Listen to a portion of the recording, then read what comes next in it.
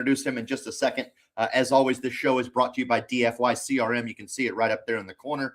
Couple of the reasons I choose DFY is mainly for simplicity, man. I need a place where I can put everything, right? All my contacts, my automations, my library of content, so to speak, all kinds of good things. So those are the things, some of the things that I work on. StreamYard is all of a sudden doing some weird updates on my end too right now. Very, very bizarre what's going on over here on my dashboard all of a sudden. Anyway, one of the things that bugs me about DFY, though, is that they won't let me release or talk about some of the updates that they're doing. And they're massive. If you're out there looking for a CRM, man, I would highly recommend a demo with the guys over at DFY. Just reach out to Tim James or Eric Fierro, and they'll give you a look under the dashboard. But I've seen some of the developments they have coming, and they are massive. You're going to love them when they release them. But all right, with that said, man, I've got an awesome guest that I want to bring on the show and talk to. You've probably, if you're in the Medicare world at all, unless you live under a rock, you've probably seen the dude on the interwebs. He's all over Facebook. He's all over Instagram. He's done some pretty amazing things in the industry. I have a special kinship to him in that we both somewhat come from the same place. We both at one point in our career worked basically as marketers, where we were recruiting agents, helping distribute product through the independent agent channel. And then eventually we decided, hey, that's been fun, but we want to go do it ourselves now, right, in other capacity. Mine might be a little bit different. I started as an independent agent, moved into wholesale, and then moved back to now agency owner, but very, very similar. And yes, Tim, I see your comment there, DFY for life, baby. But I want to chat with him quite a bit because one of the questions that I saw on Facebook recently from a newer agent in one of the Medicare groups was, hey, if you're a brand new agent, how would you get to 100 clients as fast as possible? And the gentleman that's going to be speaking with us today is definitely one of those people that can answer that question. And I'm super excited to bring him on. I originally met him in Memphis circa 2021, if I remember correctly. Might have been 2020, but I think it was 2021. We were at a conference there, and that was the very first time I met him. And then since then, I've seen him around and around and around, and I've been able to watch him grow and develop his own distribution, his own agency, etc. Kind of from the bushes, so to speak, right? We don't work directly together, but I've definitely been watching and super impressed by him. Always have been impressed by him. So I definitely want to get him on the show. He has been known as the Medicare Machine. He runs Medicare Peace of Mind, and I think he's rebranded it a little bit to Legacy Peace of Mind out of Colorado. But let's get him on stage, Mr. Joshua Youngs. What is happening, my friend? What's up, brother? How you doing? I'm doing fantastic, man. I appreciate you asking. I actually don't get a lot of people ask. Well, I do care how you're doing, so I'm glad you're doing good. That was always my standard open when I was doing door knocking. When I would knock on the door, and oddly enough, the person on the other side of the door would actually ask me, hey, how are you doing? Yeah. So, hey, man, I'm doing great. Thank you for asking. I don't get a lot of people ask. And that always good icebreaker. They jump up there and they look around like, yeah, I bet you probably don't get a lot of people ask as you're running around here banging on our doors and interrupting us all day. Yeah, and I have a hard time. I dropped my kids off at school this morning, and I think about half of the kids I said good morning to look the other way. So it's harder and harder nowadays to have cordial conversations, that's for sure. Man, it is. Is it not? And I don't want to take this interview there, but I'm glad you brought it up because it's something that I feel, and I think probably most people out there, especially in our age range, probably feel it the most because we are so used to the organic engagement, organic talking to people face to face, shaking hands, making eye contact, having those direct conversations, taking time to listen before you respond and communicate versus now everything is just everybody's right here. Oh, I don't want to talk to him on the phone. I just want to send him a text. I don't want to see him face to face. Can we do a Zoom? Like, is there some other way that I can distance myself from that uncomfortableness of having to share oxygen with that other person? We're losing sight of that as a population as whole. That's perfect lead in actually, because you're one of those agents, as I've watched you develop, you are a mix of old school and new school. at least from my vantage point. Yeah, And I want to dive my into that. soul gravitates to the old school for sure. Yeah, because you still drive around, you still see people face to face. Not that Yeah. that's an outdated model, but let's be honest, like a lot of agents and agencies have gravitated to more phone sales and virtual sales, which when they do that does create a vacuum for agents like you that still want to go out there and do face to face and talk to people and build that relationship close. It does create that vacuum. And I know, other than you, I know quite a few agents that are still out there doing it the face to face way and doing very, very well. But what I like about you is you've also been very good at incorporating new school strategies, technology, efficiency, automations, the processes that help you tackle face to face at the level that you tackle, which is one of the probably the most unusual thing about you. As someone that pretty much solely does their business face to face, the volume that you write is far beyond what I see from most agents. The vast majority of agents I see that could compete with you when it comes to enrollment count are going to be telesales agents, right? Because telesales obviously allows you that simplicity, freedom to cherry pick, right? Your territory, the ability to knock out a call and get right back on another one without having to jump in the car and drive across town. But you have done a very good job at creating processes that allow you to do it very fast. And that alone is amazing. Thank you. It gets harder and harder the bigger your book of business gets to maintain it. But I attributed all of it, Tony, to my first core value that I started my agency with, which is treat everyone like family. And so every time I'm in a city, I mean, I'm human too. I'd rather not drive around. And yeah, you're right. I could do 8 appointments in an hour instead of 4 in an hour if I was not face to face, because you have the drive time, it's much more difficult to get in and get out of a home than it is to get on and off a phone call. But the back end of it, the relationship to build. So there's 3 phases of a relationship. There's the creation of the relationship, there's the solidification of the relationship, and then there's the maintenance of the relationship.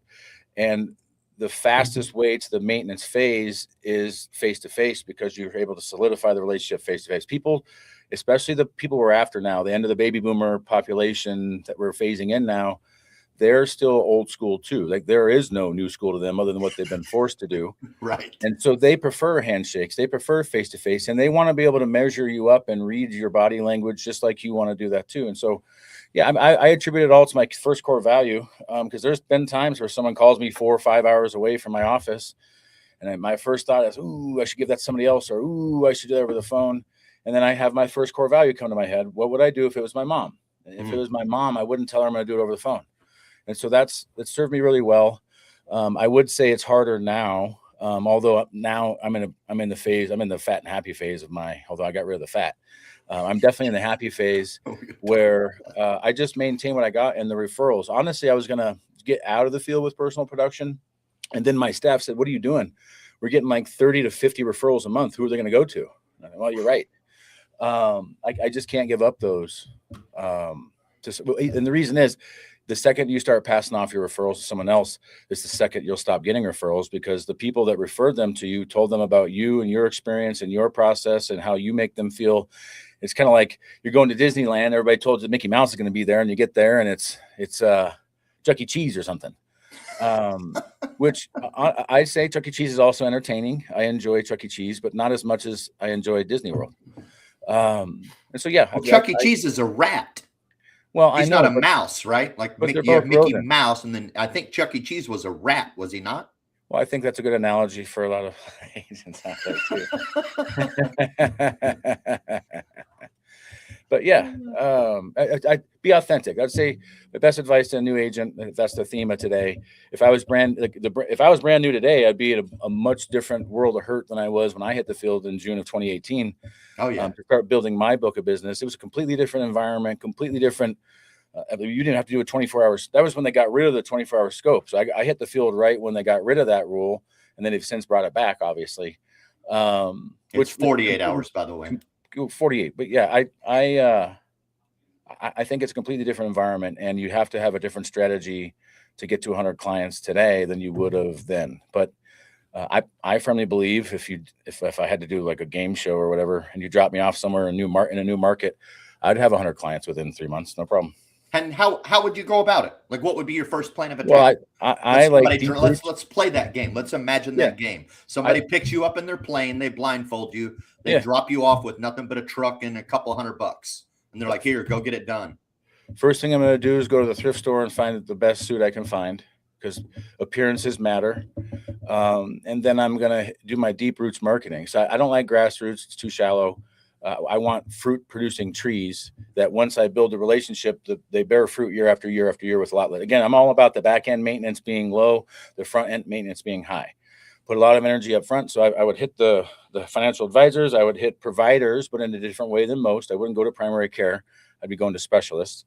I would go to this time of year, CPAs. I would go to PNC agencies. I would go to breakfast joints. I would go to bingo parlors. I would go to casinos. I would go to all the places I know seniors are, golf courses. That there's certain things that I've been addicted to throughout my life. And right now it's golf. And I'll tell you, every time I play golf on a Tuesday, Wednesday, or Thursday morning, I play a single and I get paired up with threesomes and twosomes. And I'll every single time it's somebody who's already in the pocket range of who I'm looking for. And it's usually not someone in the low socioeconomic pocket. So I usually get referrals from higher end clients, which give me an opportunity for the bigger paydays. But yeah, I would start with a heavy. If I had $100, there's no money to do a lead drop, not even one. And so I guess you could risk it, buy a scratch ticket. You go play gambling and try to double your money. But I would invest it in a suit. I would invest it in a goodie bag. So I would go to the dollar store. I would buy gift bags. I would buy candy bars. I would buy pens. I would buy just an assortment of stuff, including a coloring book. It's one of my favorite ones to do, because I need to make friends with the gatekeepers. And every gatekeeper, for the most part, is usually that 30 to 50-year-old woman is typically the avatar. And usually they either have children or grandchildren. And if you're a front desk person, I've been one, you are definitely overworked and underpaid. And there's not a lot of extra money to give grandkids and kids fun presents like coloring books and stuff. And so I go out on a limb. That's what I tell them. I'm going out on a limb, and I'm going to guess that you have someone in your life who could benefit from a coloring book. And so I'm trying to build a relationship with the gatekeeper. In my experience, almost always, even if I don't get that, if I go into a financial planner and I don't get a relationship with them directly, I'll almost always have a relationship with the gatekeeper. And to this day, I get referrals from the gatekeepers without having it coming from the financial advisor. I have a crap ton of gatekeepers' family. So when their husbands or their moms or their uncles or whoever need help with Medicare, they come to me because I give them the pitch. So eventually, if you do it right, so you gotta not be the friend or the guy or gal that's always asking for money, in my experience. And so I would just have a heavy grassroots campaign. I would go to housing facilities. That's one of the biggest gold mines I hit right out the gate when I hit the gate running. I did a direct mail drop for low income leads. I got like 4 leads back, which is wonderful, right? So a 0.0% for it was like less than a point return. But one of them I got, the lady I talked to had a claim problem, and so I helped her fix her claim problem. I helped her fix with billing, get things fixed. And then she told somebody at her doctor's office about me. And she also told the activities director of her building about me. And within 2 weeks of that, I was doing a presentation in front of both groups. And within 3 months, I had 85 people out of that building of 400 as clients. And so those would be the tactics I would take, because what you want to find is what I call a fanatic, which somebody that just loves your personality, your charisma, and your energy. And then once you help them, they have this reciprocation obligation to want to give back to you because you gave to them with nothing to gain. And so that's the strategy I would use, Tony, right out the gate. One of the things you said is like you wouldn't bother with primary care clinics. You would talk to specialists. Yeah, primary care clinics are so saturated. I have an idea of why you said it. I figured it was saturation. But well, it's oversaturation. And beyond that, I know what the average agent is, which is even lazier and even more of a creature habit than I am. And almost always what's going to happen, it's kind of like, I'm going to use girls because I've only dated girls in my life. It's kind of like the girl who's been abused by too many men in a row, where all of a sudden every bad thing they ever did, I did too, all of a sudden. And so you go into a primary care doctor's office, and the last 5 agents have all said the same thing, just like you're about to say. Yep. And they all showed up once or twice. And when it didn't turn into the gold mine they thought it was going to be instantly, they abandon it. Yeah. And so they have a lot of lies. They have a lot of unfinished promises. And so I try to go in the back door through primary care doctors, AKA get one of my clients to tell them about me, versus go in the front door like everybody else. And so I would target, especially right now, because we're entering this, we have 45 days left of OEP, and then we're transitioning straight into rest of year, or ROY. And for most agents, that's the I don't know what to do with myself time. And the pipeline usually dries up, which if you start a strategy now, you can continue your pipeline in this manner. And I would go after specifically endocrinologists and cardiologists, because most areas that have a dual SNP with a continuous election period, you can use once per year, which is awesome, because then once you use it, no one else can. That's the relationships I would be developing, and I would be going in there with the point of pain they most often deal with, which is prescriptions. And so I would go in and I would say, hey, if at a cardiologist, I'm going to say, hey, if you guys ever have people that have problems with getting Xarelto or Eliquis, or list the drugs that they have problems with typically, because that's the first person they call if they get to the pharmacy and the drug is $300-400 a month. They call the doctor's office, and it's that front desk person again. The gatekeeper takes all the flack. And so I would try to position myself that next time they hear that point of pain, they think of me. Yeah. So that's why I would go after specialists. That's super savvy. Just the cardiologist and endocrinologist angle. And I want to hit this because I want to make sure that the agents that are watching pick this up. As soon as you said it, I knew that was genius, because I know what the demographics look like for the senior population, not only now, but in the future. You've heard me give this talk where one of the things that I talk about is the rise of chronic disease among seniors, right? By the time we get to the year 2030, 48% of all people 65 and older will have diabetes. Yep. Hence, if you have diabetes, you also have endocrinologist. issues, almost guaranteed. Of that group that have diabetes, about 83% of them have heart complications or heart disease. Yeah. They are sister conditions. They're Correct. tied together. Correct. So very smart. Go after the cardiologist, go after the endocrinologist. Excellent. And also good, because those are two specialists that I get asked about from my clients. Hey, I'm looking for a good endocrinologist. Who do you know? Yep. Can you help me locate one? Right. I need a good cardiologist. My other guy moved, or whatever it might be. And that's a great point, Tony. That's if you don't have anything else to offer. Let's say there's no dual. Let's say you're in a market with no dual SNP plan. Now, what do I do? Well, what I would do is I would fish in my own pond, AKA if I don't have a book of business, I would talk to my warm market, mom, dad, uncle, sister, church friends, whatever. And what you're looking for is people just like that who need a new cardiologist, endocrinologist, or even primary care. Because if I come into the office with, hey, my mom is looking for a new cardiologist, I just want to see if this is a good fit. I mean, you hand them one person and see how far the reciprocation of the obligation doesn't jump off the charts. You bring 1 or 2 or 3 referrals to them, they're going to absolutely put you in a line to everybody else that they need. They're going to send to you. 100%. And don't be afraid if somebody's already there. There's been plenty of times where I walk into a financial planner or a doctor's office, like, oh, we're already working with so-and-so. And I would say, okay, is that an exclusive relationship?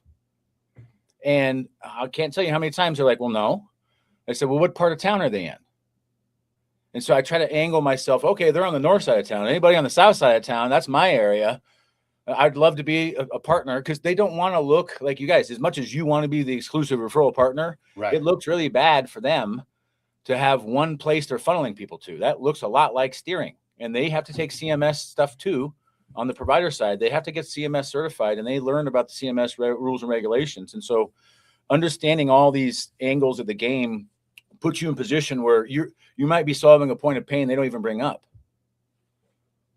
So what do you say when you walk in that doctor's office for the first time? Well, again, how do you approach that? I try to come with a gun with at least 3 bullets in it. So I want to come in there with a possible referral. If anything, I'm going to use my mom every time. Like, Mom, you're going to try out a new doctor this week. I want to have a referral. I want to have I want to have angles for prescription problem. Basically, you want to train everybody that you talk to listen for points of pain. What I find most agents, including myself, the mistake I used to make was I would just do the old rigmarole everybody else is doing, which is basically, if you think of fishing, everybody's fishing with the same lure, and nobody's catching fish, you come in with a new lure and all of a sudden you're the one catching fish and everybody wants to know what you're using. And so I would go in with a different strategy where, one, I have a referral possibly. Two, I want to be fishing for points of pain, and I want to train them that when they hear the point of pain, they think of me versus think of the point of pleasure and they think of me, which is what most agents try to do. Where I help people, I do the right thing, blah, blah, blah, blah, blah, versus I make sure that people show up at the pharmacy counter and I can afford their meds. And so then I give them examples. Again, I'll use the cardiologist again, Xarelto, Eliquis, the top two for that category, where somebody gets prescribed one of those. And the reason it's such a point of pain is, one, the cost of those two meds. And then secondary is the cost of the alternative, which is warfarin. And so the warfarin, while being zero, the cost is your health. And the side effects are so severe that now they have to go in for a freaking blood test every week. It's not like who wants to go to the doctor once a week? Trust me, I've done it once upon a time when I was doing testosterone shots, and it stinks. It stinks to go to the doctor every week. You're like, it's like a chore. So I would go after the points of pain of drugs and then providers. So as much as we think it makes logical sense that if the primary care doctor is going to refer someone to the foot doctor, that they would double check to make sure that the foot doctor is in network. They don't have time. They don't have the resources. And so I try to position myself for the 2 or 3 points of pain. And then I'm always trying to pitch for a lunch and learn. So what I'd like to do with the doctor's office. Yeah. And again, most of those people are overworked and underpaid and they can't afford a nice lunch. And so the game I like to play is first you schedule it, then you get someone to pay for it. So schedule as many lunch and learns as you can. And I promise you, if you wanted a campaign this week, the rest of this week, it's Tuesday. If you spent 2 hours on Wednesday, 2 hours on Thursday, I guarantee you could have at least 2 or 3 lunch and learns scheduled for Friday if you wanted to. And what you would do is get them scheduled first and then reach out to your carrier reps. The ones I find easiest for this would be Humana Devoted. And if you have a company like Select Health or some other small regional boutique carrier, they are hungry for business and they're hungry. They don't have the resources to find an agent like you who's willing to do the work. What they have are what I call baby birds with their mouth open. Everybody's feed me leads, versus very few people are willing to like roll their sleeves up and get out there. And I want to like create leads. And so if you can take that kind of mantra, first you need to build a relationship, right? So first thing, again, this whole thing, like DFY, perfect segue. We're talking to Tim and Eric later today because they're going to take over my CRM. And so they don't just do done for you CRMs. They also, if you want to do your own CRM, they'll black label, I think they called it, where they basically it's mine, but they do all the dirty work. And so, but CRM, what does it say there at the bottom, Tony? In the bottom right of the screen, it says customer relationship management. And I call it maintenance. Like management's one thing. Management sounds terrible. No one likes the manager, but maintenance. And what I mean by maintenance, and this is where the problem can come in for a lot of agents. And I fell into this too. You can over automate. You can over delegate. And to the point where like my first 1,000 clients, because of the relationships I have, number one, like 300 to 400 of them are the ones that want to shop every single year. Why? Because I trained them that way. I told them we were going to shop the plan every single year and I'm the guy and blah, blah, blah, blah, blah. So a lot of those folks won't talk to my staff. They refuse to. They get upset and angry when we try to automate and delegate. But what happens when you over automate and delegate is all of a sudden now you start, like, think about if you, like your mom, I don't know if your mom's still alive. My mom is. But if I started to just maintain my relationship with my mom with automations, our relationship would go to crap because she would sniff it out really quickly that this is not how you talk. This is not how often you talk. And so your clients, I would use automation for announcements and holidays. That's what I've learned. Announcements, AKA like the office staff is sick, so we're understaffed, or we're closed for Friday for Good Friday, or hey, there's a drug change in the formulary on your plan. Like those are the kind of announcements I would automate. And then holidays. Automate the holiday messages on Valentine's Day. I could show you right now. I had one person who was pissed off and they weren't even my client. I don't even know how he got on the list.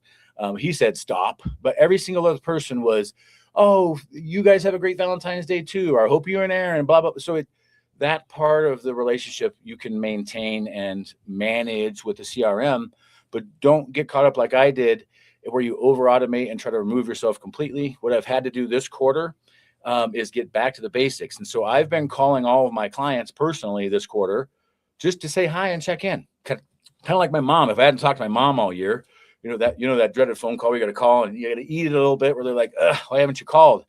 And you can explain. And basically I can now tell them I got like 3,000 something clients. I call them grandparents. So I reverse adopt. If you're not using cool language like that, like I reverse adopt every single person. And they all go, ooh, I want to be reverse adopted. And you got to remember, and nowadays, the dynamics between child and parent and grandchild and grandparent have changed. And there, if you look on Facebook, there's groups dedicated entirely to how there's absentee grandparents or Facebook grandparents where they only want to spend time with them for a little bit to take some pictures to put on Facebook. And the old school, like, Tony, how many people do you know that drop their kids off at their parents for the summer now? Where they get that full 2-3 months with the grandparents and they get to develop that relationship. Very limited supply. But again, I don't have any kids, so I hang out with dinks most of the time. Sure. But I can tell you, like, our kids have a very deep, strong relationship with their grandparents that live close to us. My mom, it's harder because of the distance, but you've got to understand that's the dynamics that it's not just if grandparents are having a hard time maintaining relationship with children and grandchildren, what gap does that leave for you to fill? And how many of us have had people that we consider like a second parent, a second grandparent, etc., maybe even call them that? And that's the level of relationship I want to get to, because if you want to get 30 to 50 referrals a month, guys, these aren't coming from financial planners and doctors and whatnot. My financial planner, the average one, I have like 70 relationships. I average like 3 referrals a year from each of them. But if you have 70 of them, we're talking about 200 referrals for the year. Where most of my referrals come from is my client base, because I offer a very consistent experience. They all expect the same thing because I've dialed it in where the system and process that I do is just the same one every single time. The charisma, you guys, I use the same jokes on every single person. It's like it's literally almost like a script, but it's not.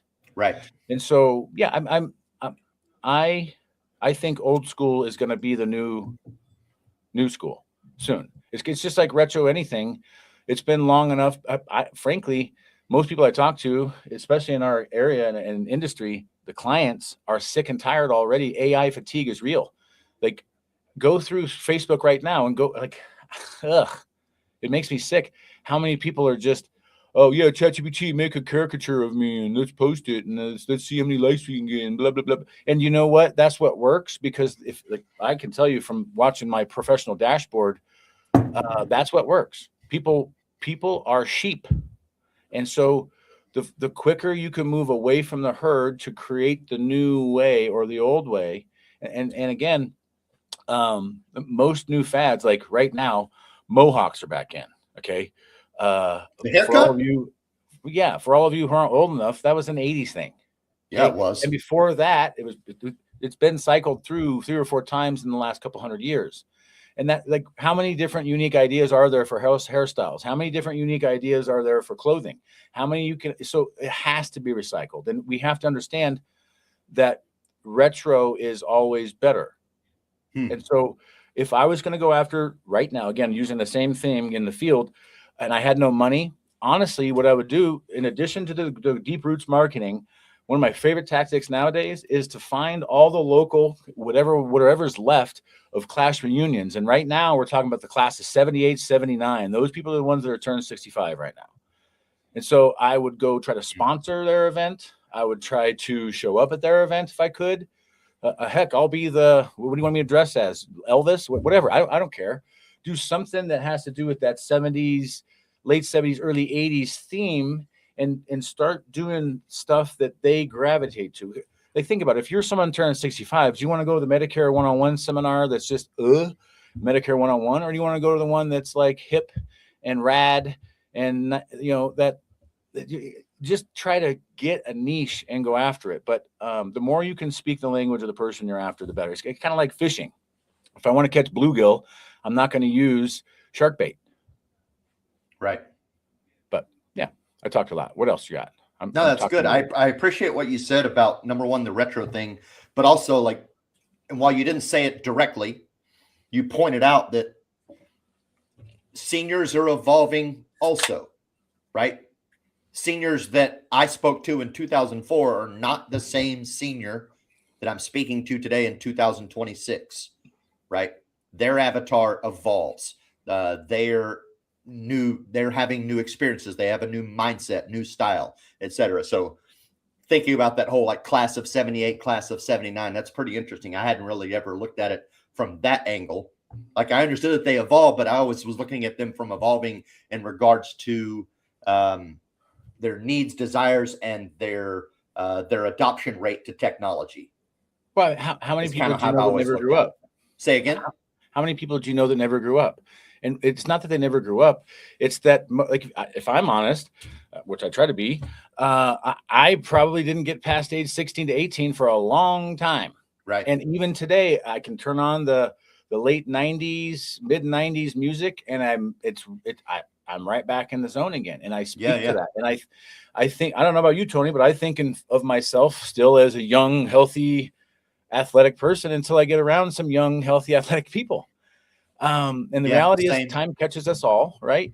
But none of us let go, and nobody really gets older. We just grow old. Like time passes on us all, but our mind stays young and agile. And so, most people, if they're going to get caught somewhere, and especially with this demographic, like everybody understands the science of it, right? Like most of these people use drugs and alcohol at an earlier age than maybe the previous generation of them. And if you didn't know the science of it, if you start doing drugs and alcohol when you're 15, 16, 17, in many ways, you freeze your brain's development at that stage. And it's impossible to mature past that until you get way deep into life, and life kicks you in the head a couple times and you fall on your face a couple times. And so, the more you can endure to someone's youth, because that's what we all are holding on to, right? The fountain of youth. How many times have you watched a cartoon talking about the fountain of youth? Why is that attractive to everybody? Why is there a cliche that says youth is wasted on the young? Because we all understand with perspective that really was the good times. And for me, I look at retirement for most people as a second childhood more so than I do as like putting someone out to pasture, especially today. Like when I look at like when I was first getting into this market, what a 65-year-old looked like compared to today. Like some of these 65-year-olds are still smoke shows, both men and women. They're buff, they're active, they're not the old decrepit old ladies and men that I saw when I was a kid. And so again, people are living longer, which is good for you if you're in this business, because now instead of having a 5-year client, you got a 20-year client or a 25-year client, as long as the government doesn't screw it all up. That's the only word I have. Dude, that statement that you just made is true across a lot of levels. Like, for example, and on topic, but a little off topic. I saw something pop up somewhere as I was maybe doom scrolling, and it was talking about actors that were in high level roles in their 30s. And I look at them, I'm like, shit, they look like me today. I'm 51, right? Back in the 60s, 70s, like Sean Connery, some of these guys that were doing jobs at age 30, but they looked like they were 50, at least in my brain then. And even now when I look at him, like, damn, he still looks like, he doesn't look like a 35-year-old or a 30-year-old as I see 30 and 35-year-olds today. And that's definitely true, obviously, at the older age, the 60. I just had a guy in my office yesterday that I was helping out. He just turned 65, super athletic build still, very active, right? Real cool dude, worked at Dell, retired, got a lot of money, but like very active, very buff, very smart, very snap, very intelligent, like totally different than what it had been in the past, which is an interesting thing. How that has been, I assume through better health, better living, I would think, but I don't know, because it seems like our food is always on a downward trajectory instead of an upward. So I don't know how people are getting healthier looking now than they were, but I would argue there's a lot less stress today for someone who's in that phase of life than there was 20, 30 years ago. Definitely makes sense. The medicine is better. Medicine's not curing things, but it's better at making us live longer, because that's the game the pharmaceutical companies are in, is how can we get them to stay paying customers as long as possible. So we got to understand all that, and that's the angles. And like if you're looking to grow without having money, you got to find a niche. You got to find a niche. And when I hit the field, it was low income, but frankly, that market's been completely ruined. combination of everybody involved. Expand on that. Why would you say it's been ruined? Well, the continuous election period's gone, which was the big attractive to that was you're able to do year-round business. So when I hit the field, it was very cost effective because they have not high expectations of dinners and seminars and all this other stuff. You can get away with doing a pizza party. And so if you've never done a pizza party, it costs you $30 to buy 3 or 4 pizzas and you can feed 50 people. And so the marketplace has evolved where that side of the market's harder to get into. And when you do get into it, it has a lot more maintenance. And so most agents, again, the one thing that got hammered in my head by my mentor, Rudy, was that every agent is creature, habit, and lazy. And it took me a while to really, like, even myself, I look at myself, I'm like, yeah, I am both of those things. But the idea is to set your habits where it fights the lazy side or do things that you like and enjoy so that you can be lazy. So for me, I basically, the only thing I'm doing, and I'm only doing it because I have to stay sharp with it, is seminars. So outside of referrals, seminars is the only new blood I'm bringing in to my realm, if you will. But it's because I love doing the seminars. It feels like a performance. I get standing ovation claps on half of them. The relationships, it's fun and engaging. I've gotten better and better at it where it's not about the content anymore. It's about reading the room and connecting with the people and building. I start building a relationship right there. I get an hour and a half in front of them. I'm already building that relationship of trust and credibility. People can hear the speed at which I talk. Like, you can't talk as fast as I talk unless you know what you're talking about, period. Yep. Unless you talk in circles and people can see that from a mile away. But you just have to learn to read the room, learn to read who's in front of you. But most of all, just be a human being. I think that's the biggest thing I can tell people, whether you're on the phone working leads or whether you're face-to-face working leads, your ability to slow down and just sit in the pocket of having a conversation for a minute. So how are you doing today? I hear a dog barking. What kind of dog you got? And you hear that inflection that I did there. You have to have that curiosity. I'm just curious. You could almost ask anything, Tony, if you say, I'm just curious. It's one of my favorite phrases ever. Mm-hmm. Like it's almost like I'm not trying to be racist. It's in that same level where, like, some of the people that have said that to me have then followed that up with one of the most racist statements I've ever heard in my life. But because they prefaced it with, I'm not trying to be, it softens the blow somehow. Same thing with just curious. Like, I'm just curious, but why don't you wear pants? Like, you can get away with doing really aggressive questioning if you just use the right verbiage, the right tone and inflection. And again, if you didn't notice, both times I tilt my head like a dog. Like all these things I practice so many times that I do them even when I'm practicing. But I'm just curious, if you don't tilt your head like a dog that heard a whistle or something, you're missing out on the full body language part of it, which is another reason why I like to be face-to-face, is I've fine-tuned my ability to read people very, very, very well. And I can recover from making a bad statement. And I can also figure out when, like, anytime that it starts, it's kind of like when you're trying to balance. Anybody ever done the broomstick on your hand thing, trying to keep it balanced? You're watching for which way it's tilting to know what adjustments to make. Same thing with watching body language and listening to tone, inflection. If someone goes from talking sentences to talking words, like you've said something to either piss them off, hurt their feelings, offend them, and you've got to go back in your mind and backpedal to where that was so you can explain your way out of it. Make a joke, break the ice. Be a human. I think that's my best advice for someone who's new. Is like, we're in the world now where human is going to become the new currency. Like, how human can you be? Because AI, everybody's worried about AI. Like, until AI proves to me that they can show emotion, show guilt, show remorse, show compassion, I'm not worried about AI at all. AI to me is just an assistant I thought I never would get. And it helps me be more efficient on the stuff that I'm not good at. Yeah. So that's how I'm leveraging it. You said it perfectly. I mean, you hit the nail on the head, at least. Like, we're in this weird space where not only have we been dealing with a ton of disinformation already, misinformation and disinformation. Misinformation, people putting information out. They don't know that they're misinformed, right? And then disinformation, people that are purposely putting out incorrect info. And then now we have totally fake information created by AI. So we're in this weird space where we don't know what to believe, right? So we're like, oh, well, I don't know if I can believe in that or invest my time or my energy or my mental acuity into that because it might be fake. So I just immediately discount it. Now, the problem with that is now we start discounting real shit too, because we can't tell the difference, right? So then you have a really good agent that's on video teaching Medicare or something like that. And they're like, is it AI or is it not? And they don't know. So they just immediately discount it, right? So all of our great efforts start to get devalued. Great point. And why, again, we're creating a weird retro vacuum where people are going to hunger for that organic, gritty feel again and sharing some oxygen. Because then we know, right? We know for a fact it's real. Because we're in that weird space where we don't know for a fact that it's real unless we witness it ourselves organically, right? Yeah. And unfortunately, I mean, I know that that's the big beef that's in the world of, let's just say, news and politics, right, and culture. But it bleeds over into things like what we're doing in business, 100%. When we're trying, especially when your business is created around building relationships, which this business 100% is. It is a relationship business.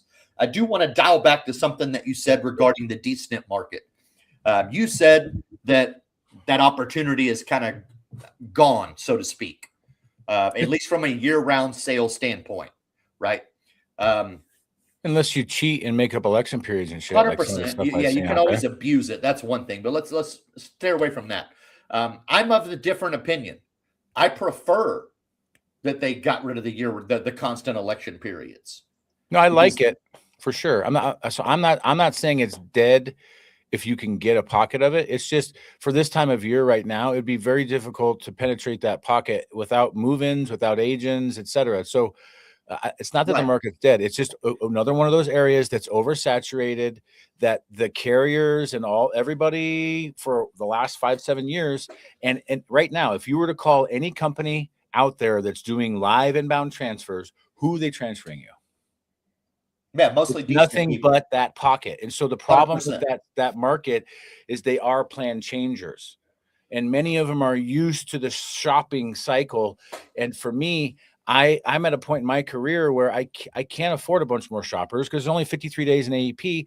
Right. And I'm already trying to cram hundreds and hundreds of people into that time frame still. And so for those of you that have never done 650 applications in an AEP before, 400 applications in an AEP before, there is no balance. Your family doesn't see you. You don't see nobody else. You're tired. You're worn out. And it's a sprint marathon that I'm not interested in anymore. And so I'm not saying it's dead. Dead. It's dead for, if I was starting over today, it would not be the main thing I was going after like it was in 2018. Right. Because you can't really sell it year round now unless it's just agents. Yeah. See, I like that better because now my book is protected more. People aren't going to, poach my clients in June for the quarterly SEP that they can. I mean, they'll still try, but they'll probably abuse an SEP to do it. But yes. I mean, but they're less prone to move.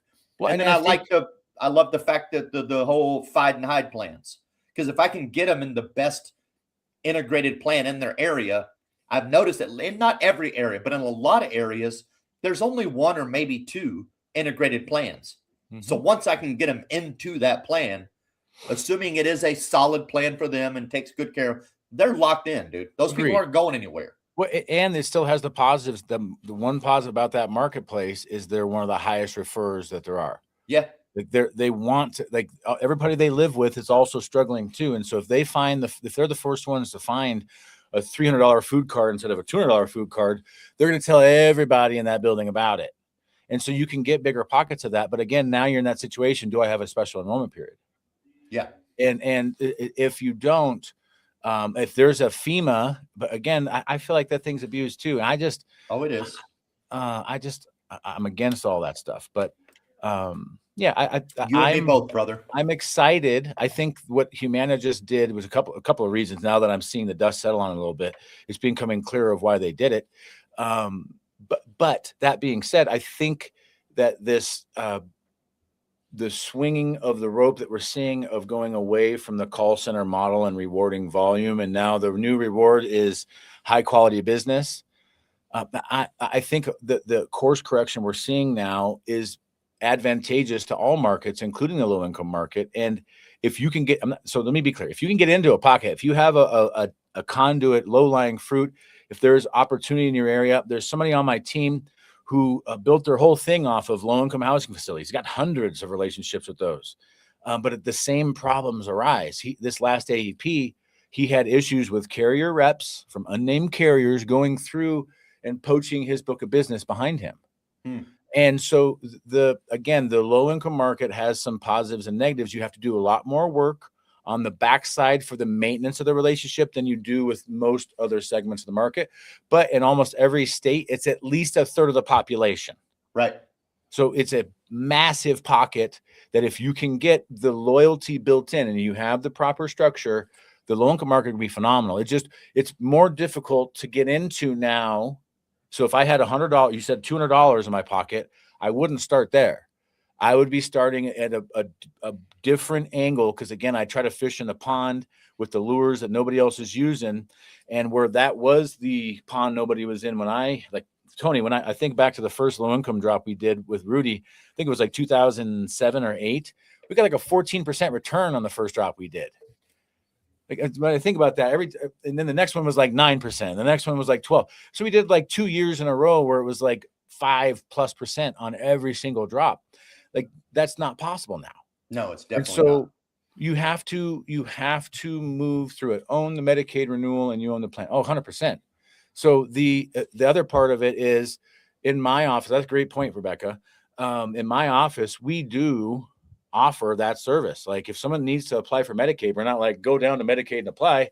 We like literally schedule a 45-minute appointment, come into our office, we'll help you submit the application. Same thing with low income subsidy, same thing with Part B, same thing with something simple like, let's create their Medicare.gov account. Let's help them create their SSA.gov account. Let's help them create their Humana portal login, their Aetna portal login, their Devoted portal login, help them sign up for Silver Sneakers.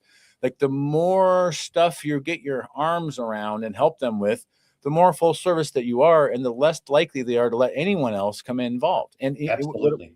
What happens too is, if somebody does leave you, which happens, it's going to happen. Somebody's going to have their nephew, their cousin, their mama, somebody they like better than you, somebody prettier than you is going to come along.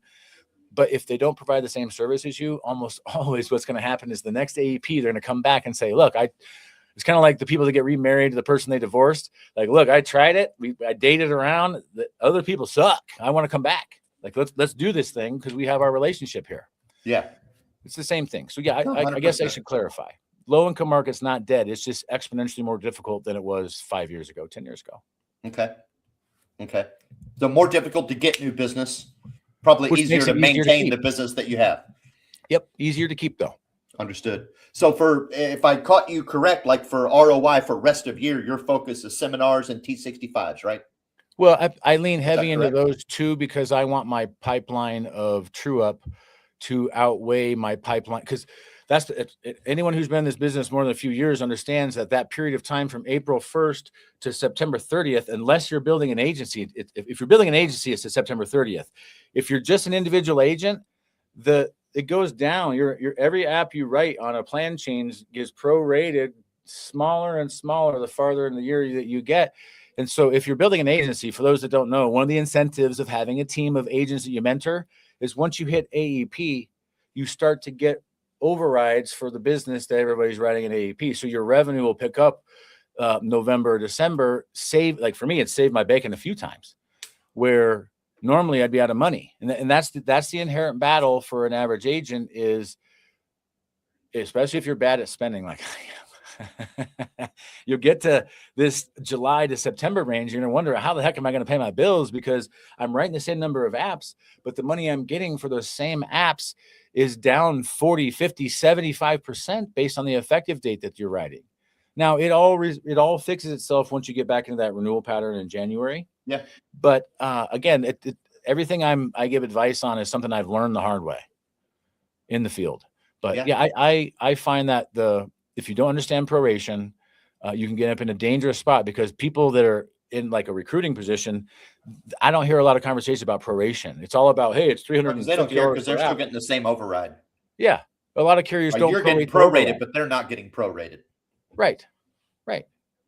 So these are all not even on their mind. I would almost guarantee you most marketers out there probably don't even know what the fuck you're talking about. True. Pardon my language. No, I get it. And this is coming from someone that did wholesale at a high level. Correct. Yeah. What do they, again, what does anybody recruit on? It's the same thing that people sell on. If you watch a commercial, what does all the big bold letters say? It's all the positives. And then at the very end, only because the government forces them. Remember in the old days, it'd be like, and they tell you the disclaimer at the end, and as fast as someone could read it, or they put it as like this, like size 1 font at the bottom of the screen, and you better take a screenshot. You ain't reading other than the first sentence. Yeah. And so, like, that's the reality where, again, if you can just go the opposite of that and start advertising the negatives, right? So one angle, I'll give a free angle for everybody out there. Like, take what everybody else is doing. Pick anything. Like, Tony, what do you think the most popular marketing that there is right now? Right now, I would say Facebook marketing. Okay, and what kind? Let's say. I would say most people, at least from what I'm seeing, most people are doing some type of still image with the landing page funnel system. Okay. That has some backed up automation. Still image advertising? Usually penalties related to Medicare. Don't do this, right? Your mistakes. A lot of times they're pointing out some of the negatives. So, but again, it depends. Like I see a bunch, but I would say probably in that range. So there's either you advertise the point of pain, or you advertise what's been rampant in the last few years, like food card. Food cards and zero this and dental and extra benefits. But they're cracking down on that. Correct. And the free reign of being able to just advertise about whatever, now it has to be CMS approved, or it's supposed to be. You're supposed to have the SMID on everything, right? And so there's points of regulation there, but all you got to do is just think outside the box on that. And so if somebody's advertising the point of pain of penalties, avoid the penalty, all you have to do is put out what the actual penalty is. So now you're eliminating everybody else's advertising by advertising the opposite, which is they're advertising fear. And if they're advertising fear, you advertise comfort. And you just got to go on a heavy campaign of education. And that's all this is. And the funnel landing page thing, you guys, it's effective. Why? Because the average agent doesn't take any time to educate. Yeah. And if I did a training recently, Tony, on compliance, and the crazy thing is, of all the complaints I've ever been a part of, like I've only had 3 out of 3,500 clients myself. None of them were founded, but I've seen a bunch from my downline. I'm sure you have too. Like there's a crap ton of CTMs going on.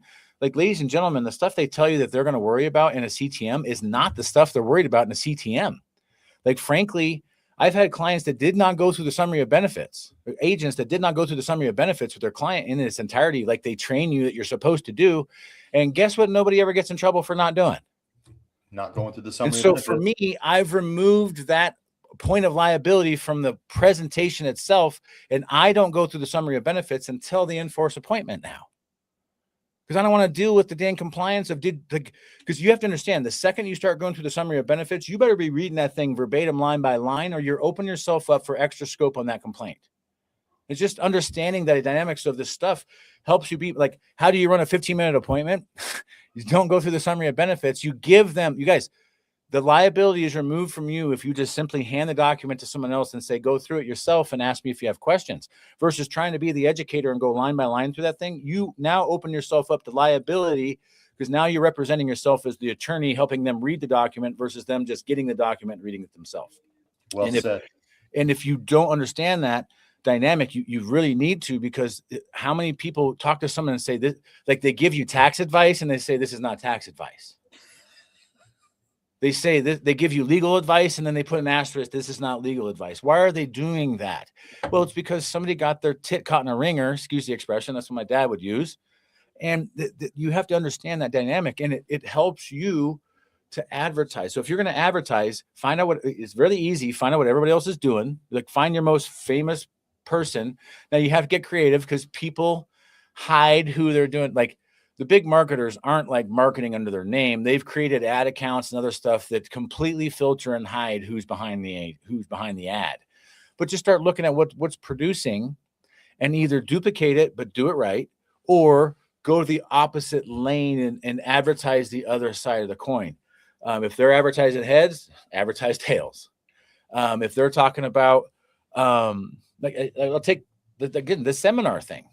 If people, what's the normal thing for people to advertise seminars? It's a twofold campaign: direct mail backed up with digital, and usually that's Meta right now. So if you're going to do that, like for me, I added a third layer of old school back in. So for my seminars, I'm still doing I'm hiring somebody to do the drop. I'm hiring somebody to do the digital, but then I make a compliant and get it approved flyer. And then I go paint the town. I go to every church, every place, every breakfast joint, all those things I just listed out earlier of where I would go for deep roots marketing. Guess what? The relationships I already built. Now I can go back and say, hey, Betty, I'm doing this presentation next week on Medicare basics. Anybody that you guys have, send them our way, have them RSVP. And I had to get creative on how to track that, because for me, I like to know what works and what doesn't. Yep. And so all you got to do is something simple. And I'll give Chris Weir credit on this, because he gave me this idea. So why don't you just have the people that have the flyer bring the flyer like a ticket? Perfect. Now I know which ones the flyer worked on. I know which ones the advertising worked on. And so, again, one of my best pieces of advice is the means and method at which you acquire a client is the most likely means and method at which you would lose the client.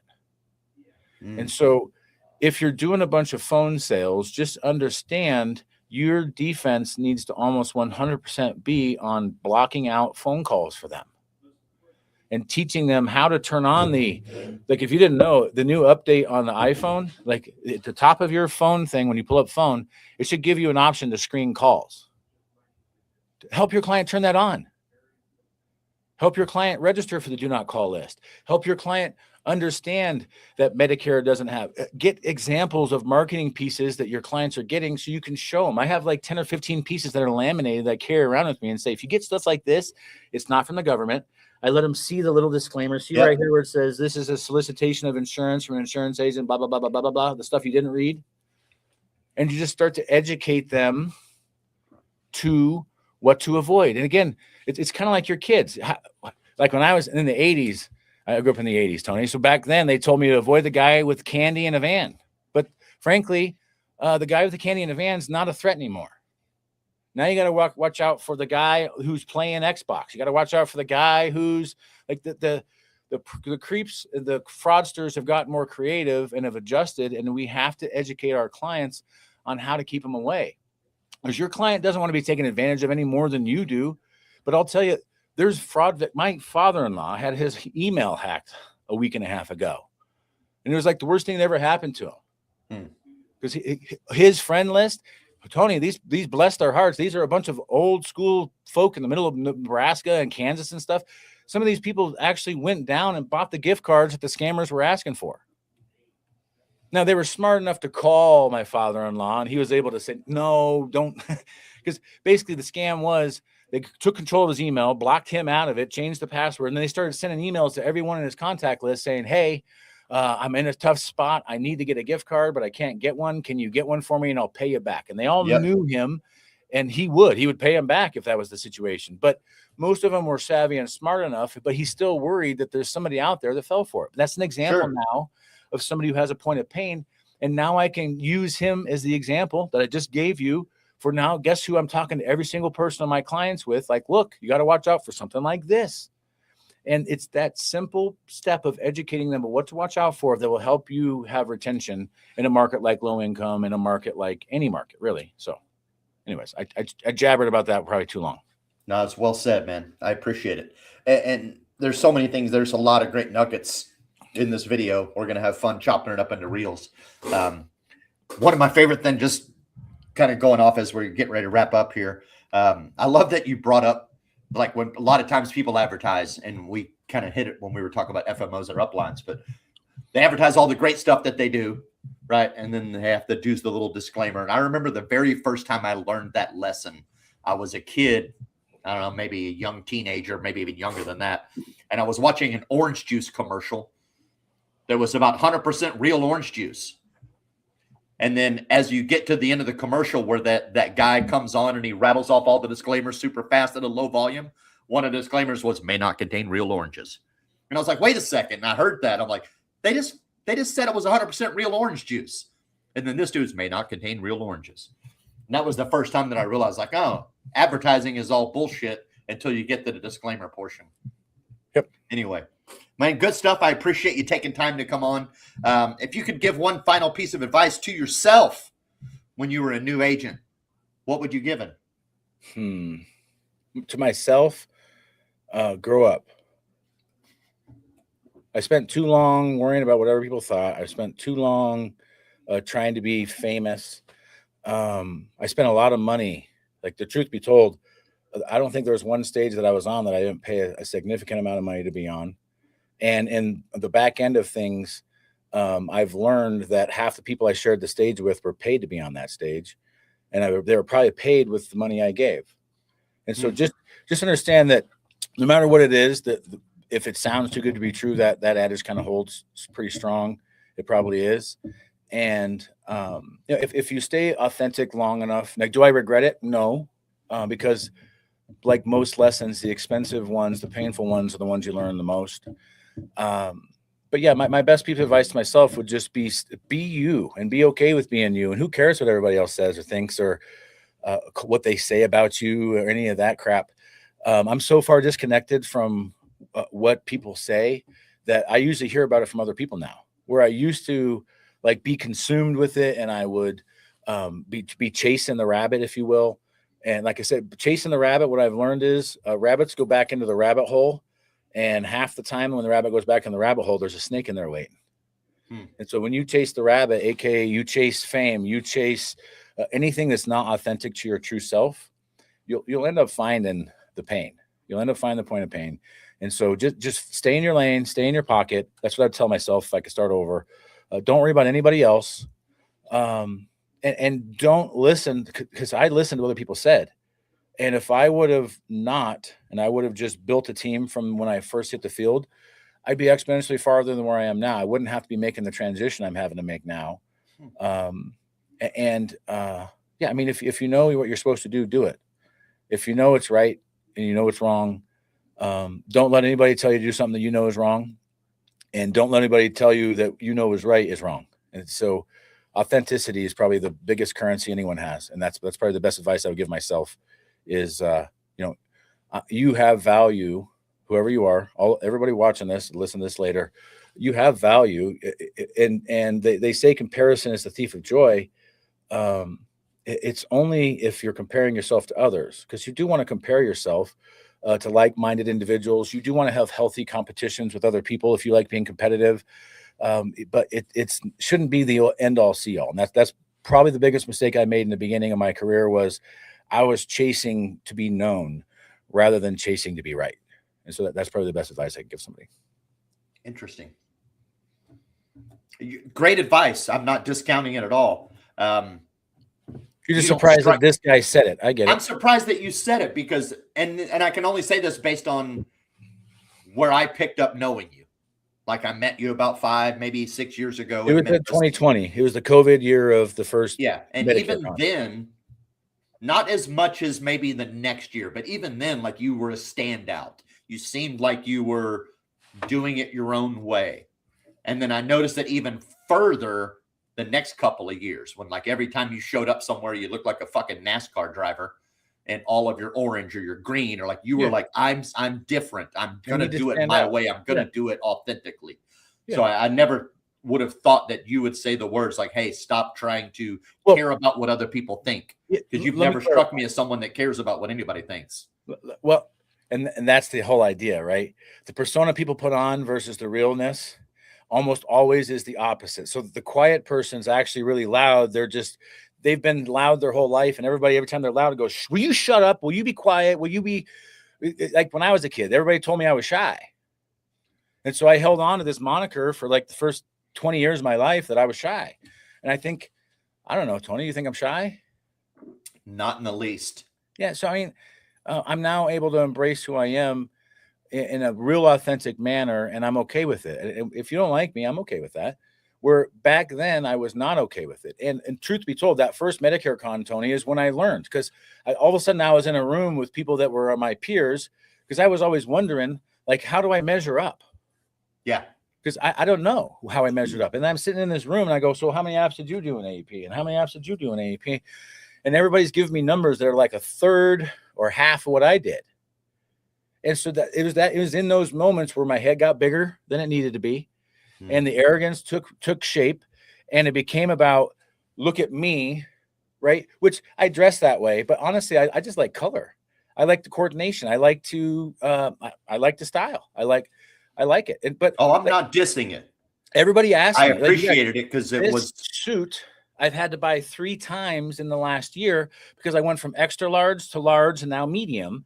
So the good news is I buy these dang things off of Amazon and they're $70 shipped. Yeah. And so I look at them as disposable. That way, if I get a stain on them, I'm just like, take it off or click on Amazon and another one shows up in 3 days. And so there's an illusion here. Like, I dress this way for me now. I don't dress for anyone else. But I do want to stand out in a crowd. Why? Because I want people to remember me. If I go into the doctor's office and I just dress normally, I dress down, they're not going to respect me like they do when I wear a suit. Number 2, they aren't going to remember me. But if I go in there with a neon green suit, they're going to show. In fact, when I recently sold the red Rocket, the red BMW, back to the dealership. And at the end, that was the day I was wearing my yellow suit with yellow shoes. And they said 2 things to me when I was leaving, which have stuck with me. First one was, can we take your picture? Because we want to show all our sales staff what you need to dress like. And the second thing they said to me was, a lot of people try to wear Jordans with their suits and pull it off. We have to give it to you. You did it. And so how did I do that? But just by being me. I wasn't trying to do that, but that's the confirmation that me being authentically me is what attracts people to me. It's not me trying to be fake. It's not me dressing like, so if that's not you, y'all, don't just start dressing up in colors if that's not your true personality. But if it is, don't let cost be a barrier, because all of you can afford one $70 suit. And if you can't, reach out to me because I'll help you get some strategies so you can very quickly. Because this business, if you haven't figured it out, is one of the few things on earth that you can write your own check and you can get paid exactly. And I said this when I hit the field, Tony. It's one of my favorite things I ever said to myself.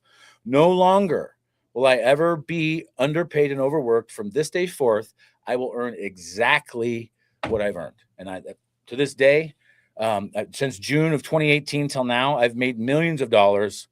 And it's a testament to being true to myself, being authentic, and treating every single client like my mom, because that's what I tell every single one of them. And it's not lip service. I will go to great lengths. I will show up at the doctor's office with them. I will show up at the billing. I will show up at the hospital when I know they're in the hospital. Like, it's not lip service. And so be authentic, be you, and who cares what everybody else thinks. Yeah, well said. Man, I appreciate you taking time out of your busy schedule to hang out with me and chat it up. It's always good to connect with you. I love this stuff. I mean, you're one of my favorite people in the industry, because every time we get together, we chop it up. We have a good time. We laugh. Our bond gets closer. So I appreciate you jumping on board and on short notice. So thank you, and keep doing you, brother. I mean, as much as I understand your statement about don't chase the rabbits, everybody still needs a rabbit to chase, right? Just make sure you're chasing the right rabbits. And you were definitely one of those right rabbits for agents to be chasing and learning from. So thanks for coming on and giving us some of your authentic brain. I too appreciate it. Yes, sir. I'll see you at Medicarians, I'm sure. I will be in Western Europe. I'll be in France. So I was going to go to Medicarians, but I had an opportunity to extend some of my European travel, because I'm going over to Portugal already for an event with Cody Askins. And then decided while I'm there, let me go ahead and spend some more time in Europe. I've always wanted to go and spend more time. So Grace has earned it. I've earned it. So we're going to go spend about 3 weeks touring Portugal, Spain, France, and Italy. It'll be great. That. Well, then, are you going to SWAT? You'll probably see me at SWAT in the spring. Okay. Well, I'll see you somewhere. If not, then next time I'm in town, I'll reach out to you just like you did last time you were here in Colorado. So absolutely, one way or the other, look forward to seeing you again, brother. Cool. Take it easy. Thank you guys for tuning in.